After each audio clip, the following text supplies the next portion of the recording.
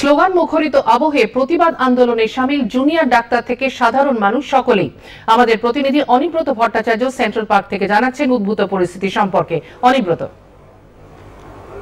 আরজি করের প্রাক্তন অধ্যক্ষ সন্দীপ ঘোষ এবং টালা থানার ওসি অভিজিৎ মণ্ডলকে সিবিআই গতকাল গ্রেপ্তারের পর আন্দোলনরত ডাক্তারদের সিবিআইয়ের কাছে প্রত্যাশা বহুগুণ বেড়ে গেছে।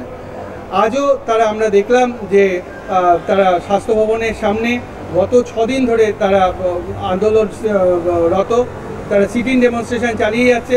প্রতিকূল আবহাওয়া উপেক্ষা করে 5 দফা দাবিতে তারা কিন্তু অবিচল, কিন্তু তার পাশাপাশি তারা চাইছেন যে আলোচনার মাধ্যমে, অর্থাৎ মুখ্যমন্ত্রী তাদেরকে যে আলোচনার আহ্বান জানিয়েছিলেন, যে আলোচনা বস্তুতপক্ষে গতকাল ব্যর্থ হয়, আলোচনা শুরুই হতে পারেনি, সেক্ষেত্রে তারা চায় পুনরায় আলোচনা করে একটা মীমাংসা সূত্র খুঁজতে। অর্থাৎ তারা চায় তাদের যে 5 দফা দাবি, সেই দাবি মীমাংসা হোক।